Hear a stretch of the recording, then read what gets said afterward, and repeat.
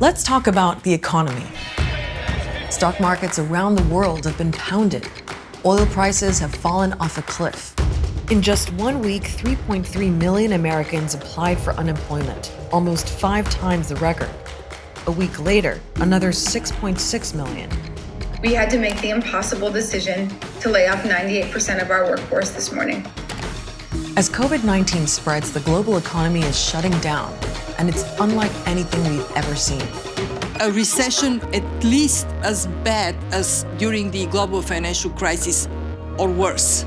But what makes this collapse different? What will it take to recover? And are we headed for a depression?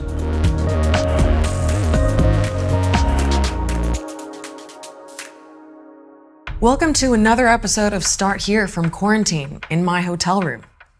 When it comes to the economy, we've really never been here before. Not like this. Even though we have lived through some huge economic shocks. There was the Great Depression that started in 1929 and lasted a decade. Back in 2001, the 9/11 attacks also badly damaged the economy and, of course, the airline industry. The 2007 subprime mortgage crisis in the US led to a global financial crisis and triggered the Great Recession, the longest in US history. Some countries still haven't recovered. And now there's a pandemic. The swiftness and severity of the shock to the global economy, that is absolutely unprecedented. This financial crisis is both different and worse because, first and foremost, it's a health crisis. So economists know we can't just fix the economy. That's like trying to fix your house while it's still on fire. If we don't try to control the spread of coronavirus, then the suffering will be much bigger. Let's take another look at the graph from our last episode. It shows a steep spike in the number of cases if we don't contain COVID-19 and the pressure that puts on hospitals. So countries right now are trying to flatten that curve by locking down and enforcing social distancing. But that has consequences. The more aggressively we try to slow the spread and save lives, the deeper the recession. So the irony is that to save the economy, you have to shut it down first. That's why economists expect a serious recession, maybe even a depression, which goes on for longer and is more severe. What matters more than avoiding an all-out depression is protecting people's health, particularly protecting the most vulnerable, and so doing whatever we can to address the health impacts of the crisis. For a lot of people, this really is going to be painful. For some, it already is. I'm on the lookout to speak to people who are really worried about their livelihoods because of the lockdowns. Nearly every sector of the economy is getting hit right now, but service jobs are most at risk. They require face time with customers, and everyone's being told to stay home. Look at India, where 1.3 billion people are under lockdown. 80% of the workforce are self-employed or earn a daily wage. 120 million of them are migrant workers. Many have now lost their jobs in the cities. 3 दिन से बैठे हुए हैं यहाँ पे कोई सुविधा नहीं है खाने पीने की. In South Africa, soldiers are on patrol to make sure 57 million people stay home. The unemployment rate there before COVID-19 was already 30%. Almost half of South Africans who are poor. The reality is that, if they don't go and work, and it could mean the difference between a meal or not. So how can you even get your head around that kind of global unemployment and economic stagnation? You might be familiar with the law of supply and demand.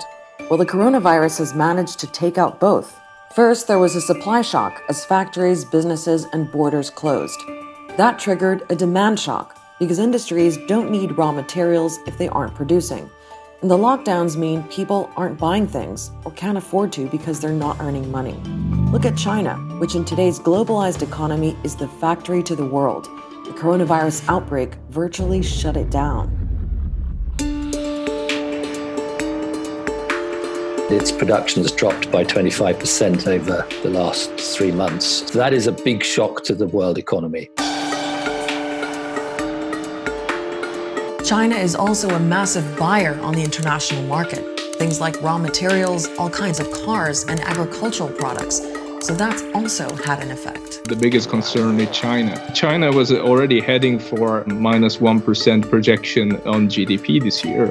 And once China is getting out of its own health crisis, Europe, their biggest market, isn't getting into theirs, which basically means that we are seeing a huge demand contraction in the international trade. As the virus began to spread, those supply and demand shocks spread to other countries too. And then the markets started to panic. Stock indexes in New York, London, Tokyo all had devastating sessions several times over. In the US, the Dow lost almost 3,000 points in just one day, the most ever. So how do we fix all this? Again, economists say we need to deal with the pandemic first. But there are things that both central banks and governments are doing to ease some of the pain. The job of a central bank is to make sure there's a steady supply of money flowing through the global financial system. And in a time of crisis, they also make sure the credit markets don't freeze up. So central banks around the world have pumped trillions of dollars into the banking system to make sure banks and businesses can bounce back when this is all over. They've also cut interest rates to make loans even cheaper. The central bank in the United States, the Federal Reserve System, has done something else too. It's made sure other central banks around the world can borrow enough US dollars. It's the currency the world runs on. US dollars are to businesses what toilet paper is to households. They don't want to run out of US dollars before this crisis has passed. But central bank heroics alone aren't enough. Governments need to step up too. World leaders have pledged hundreds of billions of dollars to help people, businesses, and the health sector battle this crisis. The British government, for example, put forward $435 billion. That's like 15% of the United Kingdom GDP to try to get us through this crisis because it is a matter of life or death. In the US, the federal government came up with a $2.2 trillion relief package. That's about 10% of its GDP, the largest in American history. This will deliver urgently needed relief to our nation's families, workers, and businesses. But not everyone is convinced those rescue packages are going to be enough.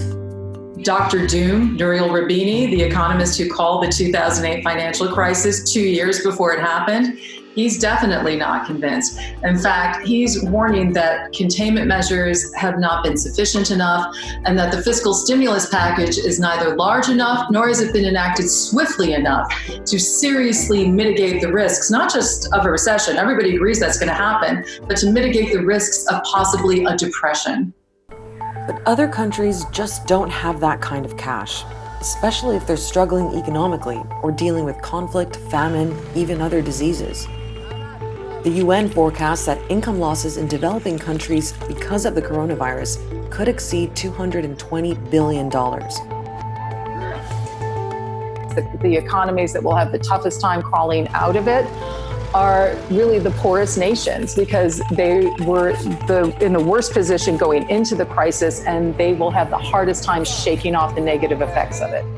Economists are bracing for things to get worse in the short term, but they also see this as an opportunity to fix what was broken. They have a saying, never let a good crisis go to waste. We do also have to think about sustainability, about the sustainability of our planet. It's about the health and integrity of our ecosystems. Do we have a resilient economy? Do we have a resilient health system? Food production systems? Can we be sure that when a crisis like this happens and hits the economy, we are able to go on feeding people and keeping people healthy to stop a descent into social instability, which can very often follow from a deep and protracted depression? Those are big questions for world leaders to answer. But right now, many of us, economists included, are looking to them to make some tough decisions to fight this pandemic and relieve the pain. A lot of people are already hurting. We don't know when we'll be back on the Start Here set, but not to worry. We're still going to be bringing you more episodes any way we can. In the meantime, our website, aljazeera.com, has all the latest on the coronavirus pandemic. I'll see you next week.